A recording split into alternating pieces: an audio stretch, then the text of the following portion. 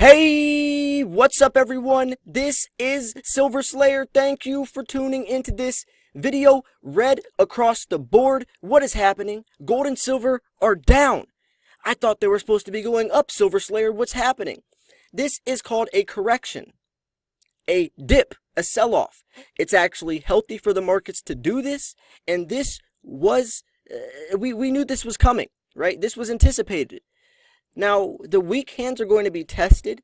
You really have to have faith and see the bigger picture and understand silver's true value, which goes a lot farther than this. I'm going to be explaining why the prices aren't even really changing, how the dollar is just losing value. Silver price isn't changing, the dollar's losing value. We're going to dive into this and so much more in today's video. I'm excited to get into this stuff with you. So before we start, make sure to smash that like button.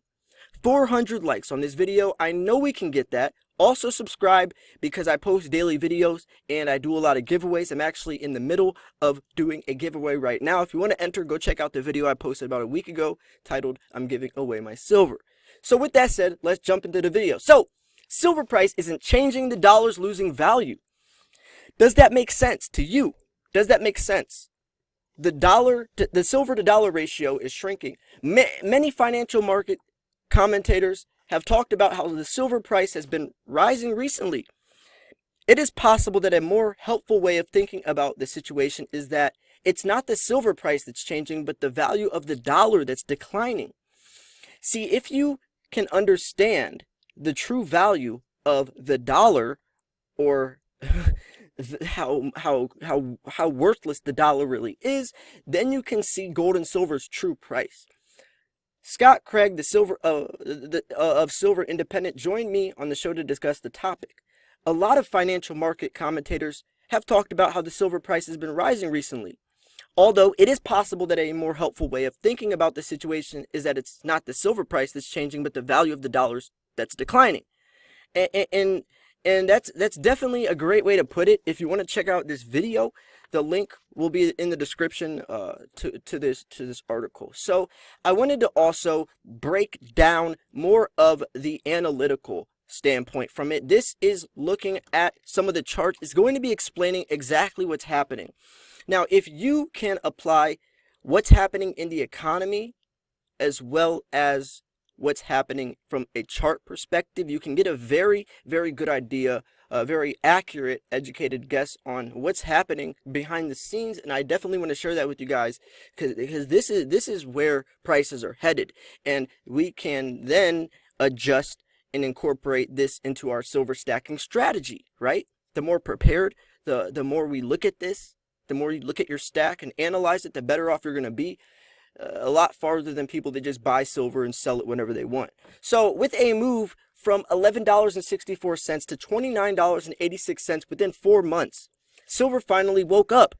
The current gold to silver ratio, near 75, still shows a lot of catch-up potential for silver. So silver still has a lot of catching up to do compared to gold. There is a fair probability that silver prices will pull back towards the $20 to $21.50 range in the coming months. So they're saying even lower prices to a much steeper degree are coming in the next coming months.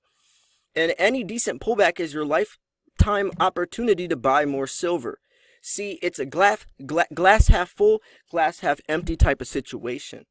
If silver does go back down to $20, $21, what is your opinion going to be on it? Are you going to lose faith in silver? Were you going to think this was a false flag? Or will you look at this as, wow, this is one last time I can buy silver for cheap, because after that, it might never go back in the $20 range again.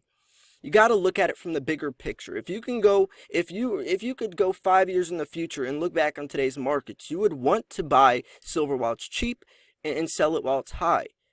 So when silver prices are cheap, you should be taking advantage of that, not pouting about it, right? So yes, it looks like silver has caught up. After all, a move from $11.64 to $29.86 is quite a feat for what was previously a multi-year sideways range from $14 to $19. The iShares Silver Trust ETF, as well as the Sprott Physical Silver Trust, are both up around 50% year to date. But consider the following. When in 2011, gold had its high at $1,920, silver's high was $49.83. Now gold traded as high as $2,075, while silver only reached $29.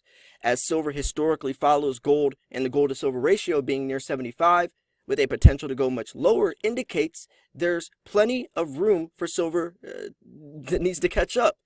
So silver is a lifetime opportunity. Buy now. Silver monthly chart underlying principles why silver is the best bet.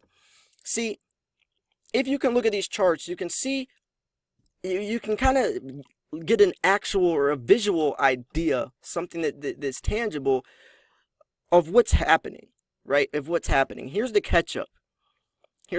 See, back in 2011, when silver was $50, gold was $1,920. Look at this trajectory. This is all the room that silver has to catch up. So, and the ratio will correct. This catch up part is going to happen sooner or later, right? The ratio always corrects. And right now, it's looking like silver is going to be the top dog coming out. At Midas Touch Consulting, we look at a top-down approach from a time frame perspective, and the monthly chart shows the whys. There is simply potential for this trade to be very lucrative. After the multi-year sideways range from $14 to $19, silver broke out with vengeance. The word is out, right? Government, institutions, etc., they all went in, right? People finally realize silver's true value. Silver stackers got the last laugh.